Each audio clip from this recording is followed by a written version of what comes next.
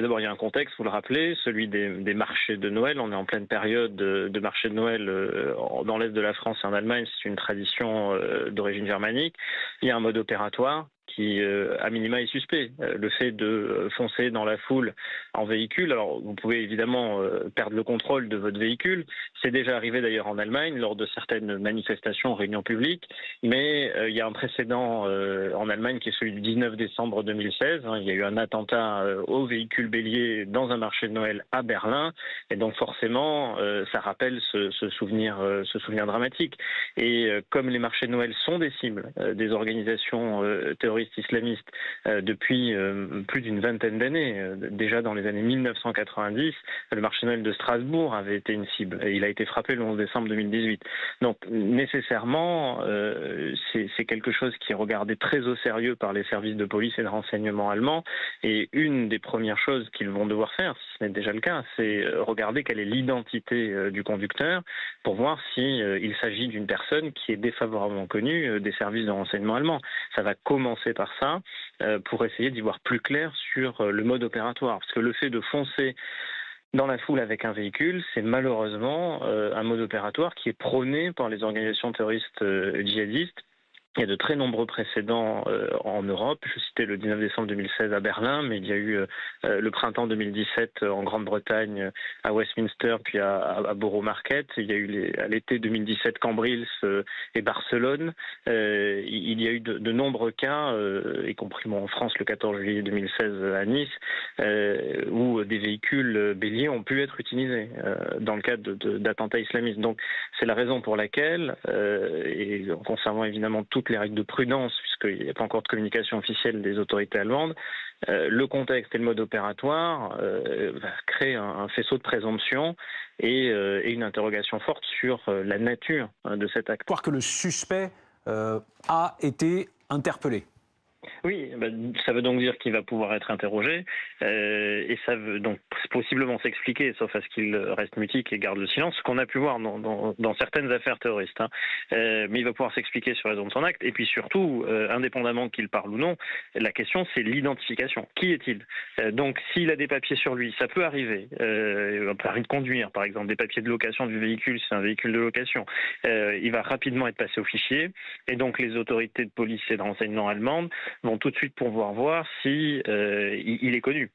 Et s'il est effectivement inscrit dans un fichier, s'il est connu des services de renseignement, a fortiori pour de la radicalisation à caractère terroriste, il y aura assez peu de doutes sur le mode opératoire. Maintenant, s'il n'est pas connu, ça ne veut pas nécessairement dire que ça n'est pas terroriste, mais il faudra des investigations complémentaires. Donc on n'aurait pas la réponse immédiatement. Donc sur la nature de l'acte, vous pouvez avoir la réponse en quelques secondes, en minutes, comme en plusieurs heures ou plusieurs jours, s'il devait y avoir des investigations plus importantes. Mais c'est un élément très important que l'auteur ne soit pas en fuite, parce que d'abord ça neutralise le risque de surattentat, parce que si vous avez quelqu'un qui fuit, et ce qui était le cas de l'auteur de l'attentat du marché de Noël de Berlin le 19 décembre 2016, il était parti et on l'avait retrouvé en Italie. Donc il a eu le temps de traverser plusieurs pays d'Europe et donc il représente une menace. Et d'ailleurs, quand les Italiens avaient fini par l'interpeller, il ne s'était absolument pas laissé faire et il avait opposé une résistance. Donc le fait que déjà le conducteur soit à la main des services de police allemands, ça empêche le risque de surattentat. Et ensuite, il faut savoir qui il est pour comprendre les motivations de son geste. En l'occurrence, le journal Bild, la police serait à la recherche d'explosifs sur les lieux de l'attaque. Je me permets de le préciser parce que certes, un suspect a été interpellé. Néanmoins, il faut sécuriser la zone et s'assurer que des pièges, si je puis dire, n'ont pas été tendus ailleurs dans le secteur.